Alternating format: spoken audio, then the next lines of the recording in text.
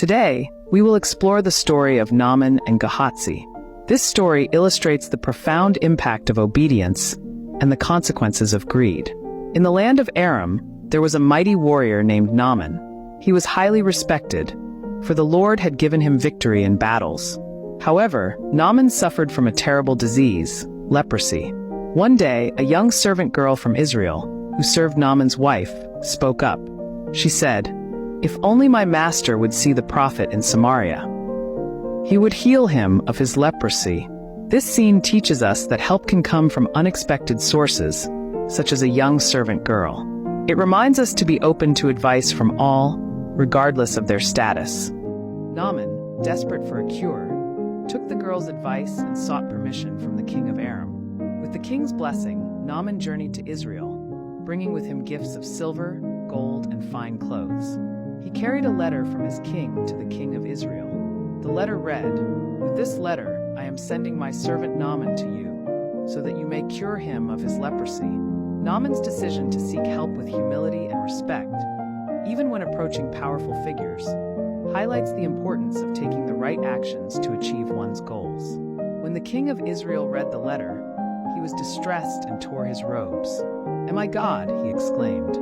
"Can I kill and bring back to life? Why does this fellow send someone to me to be cured of leprosy? See how he is trying to pick a quarrel with me." The king's reaction shows how misunderstandings can lead to unnecessary distress. Instead of reacting rashly, we should seek proper understanding before acting.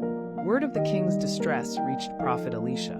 Elisha sent a message to the king, saying, "Why have you torn your robes? Let the man come to me, and he will know that there is a prophet in Israel." Naaman arrived at Elisha's house, but instead of meeting Elisha, a servant came out with a message.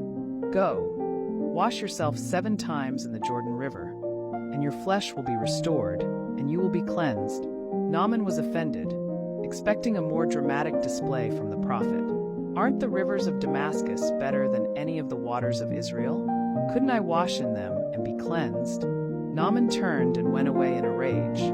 Sometimes, our expectations of how solutions should be presented can lead to frustration. This scene teaches us the importance of humility and openness to unconventional methods. True healing often requires us to set aside pride and accept guidance, even when it comes unexpectedly. Naaman's servants approached him and said, "My father, if the prophet had told you to do something great, wouldn't you have done it? How much more, then, when he tells you, 'Wash and be cleansed'?" Naaman reconsidered. He went down to the Jordan River, dipped himself